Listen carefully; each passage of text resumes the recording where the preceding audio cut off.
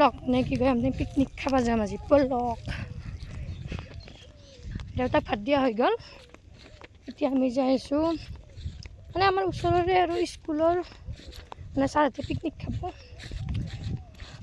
তাতে গোটেই মোকো ইনভাইট কৰিছে ছাৰে বোলো নতুন বছৰৰ কথা আজি 2 তাৰিখ বেছি যাব পাৰি আৰু কামো নহ'ল কিন্তু মই খানা খাব গ'লে দেউতা গ'লে আৰু তাতে গ'লে আৰু কোনে বাদ দিব সেইকাৰণে আৰু এতে দি গ'লোঁ দিয়ক এতিয়া দেউতাই ইয়াতে খাওঁ কিন্তু মোৰ কষ্টটো বেছি হৈছে একো নাই চলি যায়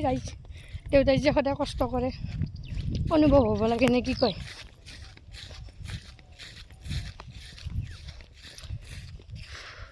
ভাল লাগে আৰু কিন্তু অকলে অকলে ভাল নালাগে এনেকৈ